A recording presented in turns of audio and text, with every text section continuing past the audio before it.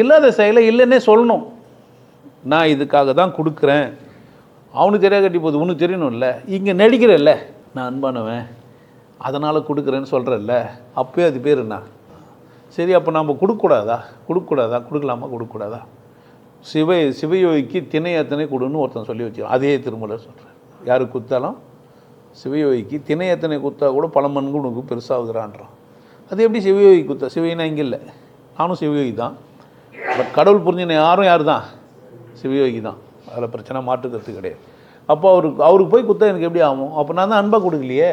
அப்போ கொடுக்கும்போது எப்படி தான் கொடுக்கணும்? திணை கொடுத்தாலும் கொடுக்கும்போது தான் எனக்கு ஒரு சந்தர்ப்பம் கிடச்சுன்னா என்ன பண்ண முடியுது? என்னால் கொடுக்க முடியுது. எனக்கு இப்படி வந்தது, அதனால் நான் என்ன பண்ணுறேன்? அப்படி கொடுத்தா என்ன ஆகும்? அது வரமாக மாறும். இல்லை கொடுத்து இம்ப்ரெஸ் பண்ணலான்னு நினச்சா சாபமாக மாறும். அப்போது எனக்கு கண்டிஷனே இல்லாத செயல்படுற ஒரு எல்லாமே என்ன தான் ஆகுது? இப்போ நீங்கள் என்னென்ன செயல் செய்யலாம்? அன்பா ஒரு ஆண் என்னென்ன செய்யலாம்?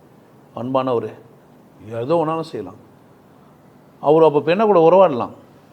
ஏன் இன்னும் எல்லாமே இருந்தா? ஒரு வியாசன் அந்த கதையை ஆரம்பிக்கிறான். என்னான்ட்டு மாதிரி நான் போனேன், அம்பாளிகாவை கூடினேன், அவங்களுக்கு புள்ள கொடுத்தேன்.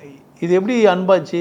எப்படி வியாசன் அன்பாச்சு? என்ன பண்ணலாம்? அவன் என் புள்ள என் வாரிசுன்னு சொல்கிறதுக்காகலாம் கதை சொல்லலை. சந்தர்ப்பம் எனக்கு அப்படி அமைஞ்சுது. அந்த இடத்துல நான் அதை கொடுக்க வேண்டியதாக இருந்தது. அந்த இடத்துல நான் என்ன பண்ணாத கொடுத்தேன். மறைமுகமாக தாய் பால் குத்த மாதிரி, இல்லை வேலைக்காரி பால் குத்த மாதிரி அவன் என்ன பண்ணிக்கிறான்? அப்போ அன்புனால் மறைமுகமாக ஏதோ ஒன்று நீ செய்யலாம், இல்லை வெளிப்படையாகவும் கூட செய்யலாம். ஆனால் என்ன இருக்கக்கூடாது? அதில் எதிர்பார்ப்பு இல்லாமல் இருந்தாலுமே கூட இந்த சமூகம் எதிர்பார்த்து செய்யலான்னு சொல்லிடலாமா? இப்போ இந்த வேலைக்காரி பெருமையாக போய் சொல்கிறா ராணிக்கிட்ட, உன் பிள்ளைக்கு நான் தான் பால் குத்து வளர்த்தேன்னு. எதுக்கு சொன்னா? எதிர்பார்த்துக்கிறா. செயல்படும்போது அன்பாக தான் இருந்தா, கரெக்டாக செயல்படும்போது.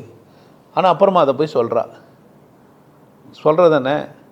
அப்போ அங்கே அன்பாக இருந்தாலா, இப்போ சொல்லும்போது அன்பு இல்லாமல் ஆயிட்டாளா? ஆனால் அதை மறக்காமல் ஞாபகம் வச்சிருந்து சந்தர்ப்பத்தில் சொல்கிறாள்ல, அப்போ அங்கே செய்யும்போதே அவள் யாரா இல்லை?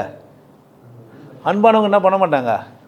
நல்லது செஞ்சு கெந்தலை போடுவாங்க, செய்வாங்க, மறந்துடுவாங்க.